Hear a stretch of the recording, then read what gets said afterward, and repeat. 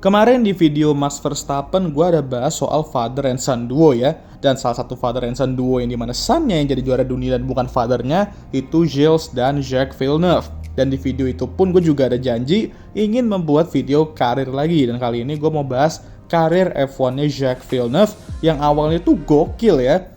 Endingnya malah meresahkan kayak beberapa kisah percintaan kita. Jadi tanpa basa-basi, hari ini gue mau bahas karir F1 Jacques Villeneuve.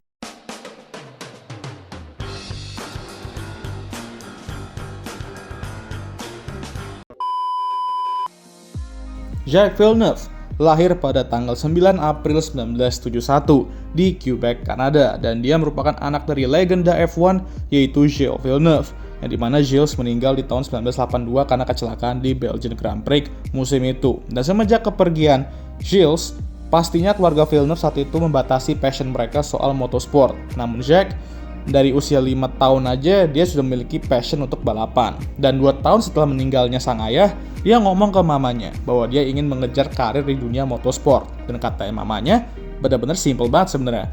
Boleh, tapi ada tapinya guys. Kamu harus dapat nilai bagus di matematika, yang dimana merupakan mata pelajaran terlemah Jacques saat itu. Mantep bah, langsung disuruh jadi Sheldon Cooper juga doi ya. Tapi ini good parenting sih. Mamanya tidak melarang anaknya mengejar mimpinya, walaupun mimpi itu juga yang mengambil Gilles dari mereka. Tapi di saat yang sama, mamanya juga mau Jacques tetap mendapatkan pendidikan yang terbaik seandainya karir balapan dia nggak berjalan sesuai dengan rencana. Singkat cerita, Jacques balapan di karting di 1985 dan pada tahun 1989 naik ke F3 Italian Championship bersama Prema. Di 1992, balapan di Jepang dan Toyota Atlantic sampai akhirnya terjun ke IndyCar pada tahun 1994 dan menjadi juara Indy di 1995. Disinilah karir F1 dia dimulai ketika hasil IndyCar dia menarik perhatian Sir Frank Williams dan Bernie Ecclestone. Sir Frank menginvite Jacques untuk testing dengan mobil mereka, dan akhirnya secara resmi Jacques bergabung dengan Williams pada musim 1996 dengan 2 kali runner-up Damon Hill sebagai rekan timnya. Gelo langsung naik ke top tim bah ya, kayak siapa gitu ya.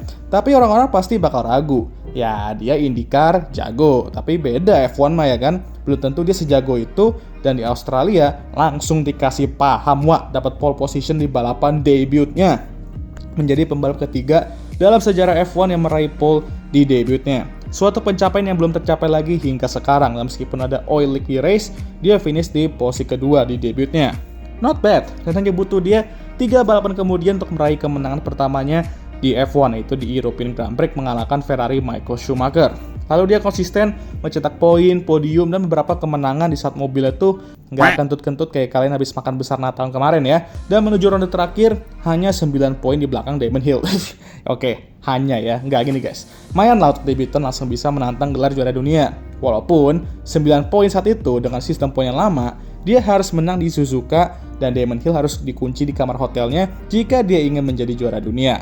Ya, singkat cerita dia dapat pole dan ini start yang bagus ya. Maksud gue start weekend dia saat itu yang dimana ya bagus dapat pole ya kan. Bukan startnya di balapan karena melontong pula dia. Dan akhirnya DNF karena ban belakang kanannya lepas. Akhirnya Doi harus puas finish runner up di debutnya. Tapi hey, musim debut runner up 4 kemenangan. Itu udah gokil sih, mau mobilnya kenceng atau enggak ya. Namun di 1997 ceritanya beda lagi.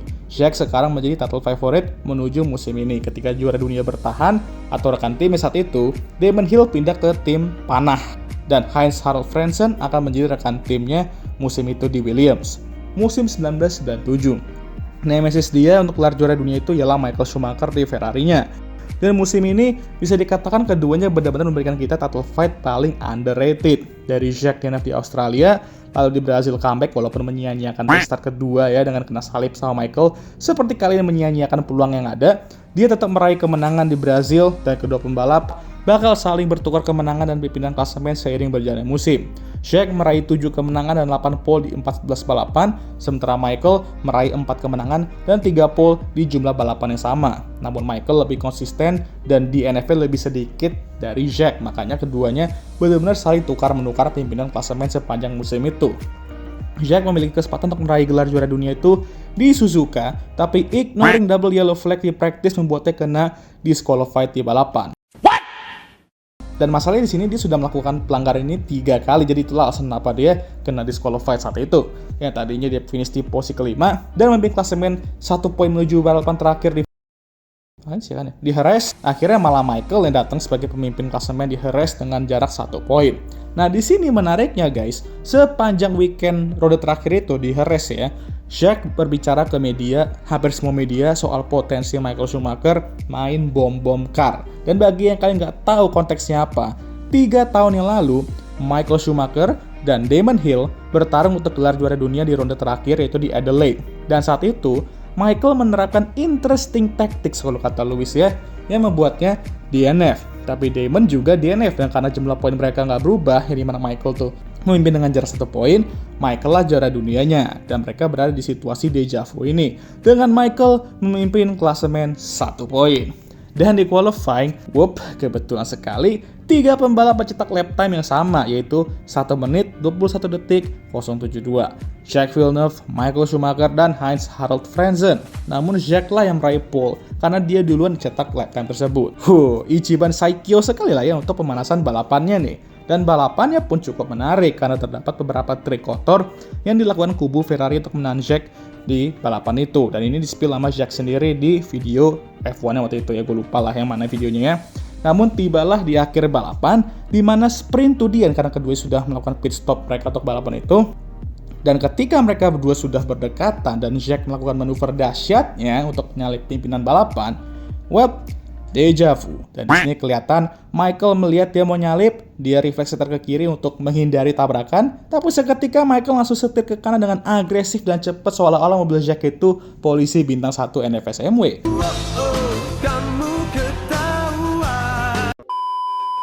Akhirnya Michael DNF dan Jack harus hati-hati membawa mobilnya ke finish line karena hantaman dengan Michael yang merusak mobilnya. Dan dia akhirnya finish di posisi ketiga dan meraih gelar juara dunia yang dia dan keluarganya impikan itu. Dia menjadi juara dunia F1 Kanada pertama dan sepertinya dalam waktu lama akan menjadi satu-satunya ya.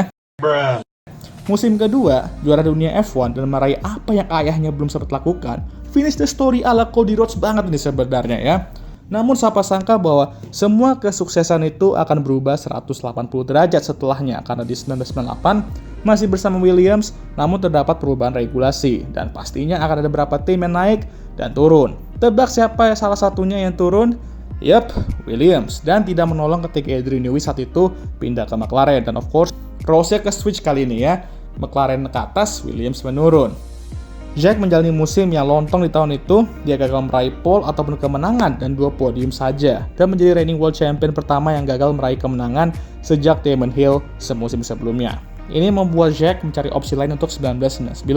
Dan McLaren termasuk Adrian Newey sebenarnya sempat menawarkan seat di McLaren itu ke dia. Tapi hebatnya Jack, dia menolak dan dia memutuskan untuk bergabung ke tim baru yaitu British American Racing atau ya bisa dibilang BAR ya. Jack bilang itu karena dia ingin menerapkan sistem yang dilakukan Michael, membawa orang-orang bagus ke tim itu agar bisa dibangun melalui dia dan membawa tim ini ke atas. Soal itu, saat itu aja Michael masih belum berhasil bawa gelar juara dunia itu ke Maranello, dan ini Ferrari loh. Dan Anda ini di tim baru BTW yang emang belum ada pengalaman di F1 sebelumnya. Jadi ya ekspektasi boleh tinggi, tapi kita lihat dulu nih. Oh ya, gue juga lupa salah satu faktor kenapa dia join BAR BTW, yaitu karena ya apalagi kalau bukan karena duit ya kan. Kocaknya BAR ini mereka memutuskan 2 mobil 2 livery berbeda. Udah tahu nggak boleh bambang dan masih aja dipakai ya kan.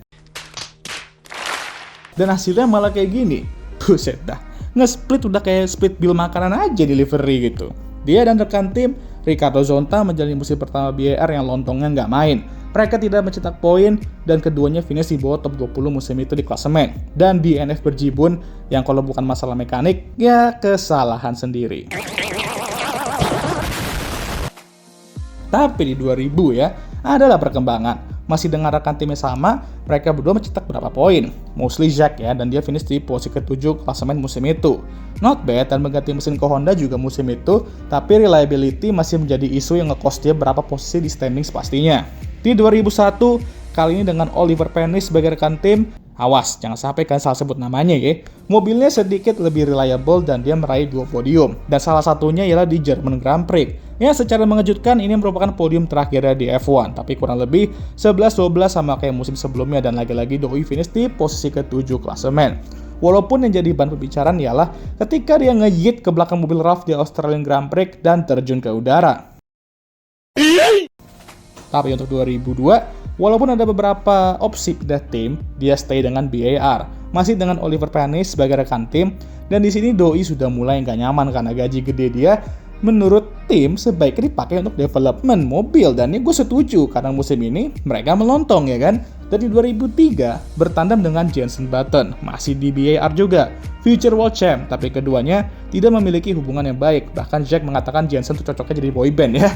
Tapi ya boyband itu mengalahkannya ya di klasemen, dan untuk pertama kalinya sejak 1996, yaitu musim debutnya ya, dia dikalahkan oleh rekan timnya dan sempat caps duluan di ronde terakhir. Akhirnya dia meninggalkan BAR dan sempat cuti sabbatical di 2004, tapi ditawarin oleh sosok yang bersih, nggak pernah curang, selalu bermain bersih ya, dimanapun itu, Flavio Briatore, untuk balapan bersama Renault di sisa 3 race terakhir.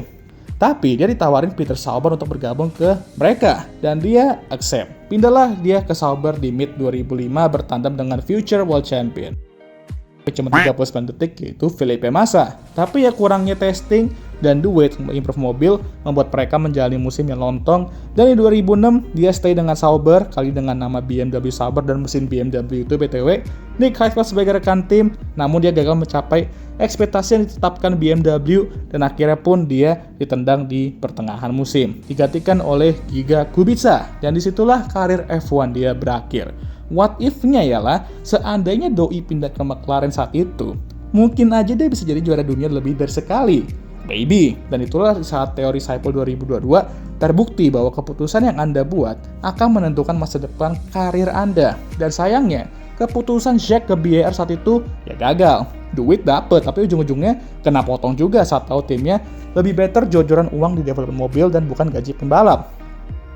Setelah F1, Jack mencoba NASCAR, V8 Supercars, Formula E, dan bahkan Le Mans untuk incar Triple Crown, tapi sayangnya ya gagal. Sekarang kita sering melihat dia di sebagai pundit di Sky Sports ya, di mana dia mendapatkan stage yang besar untuk ngerosting dan ngekritik pembalap seenak jidatnya.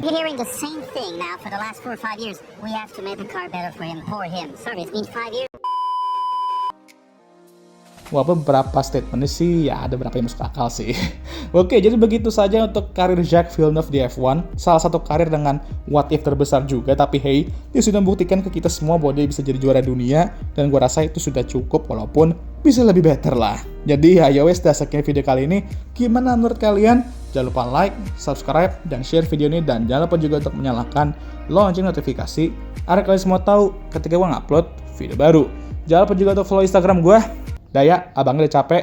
Seperti biasa videonya akan ditutup oleh Ara ara, sayonara.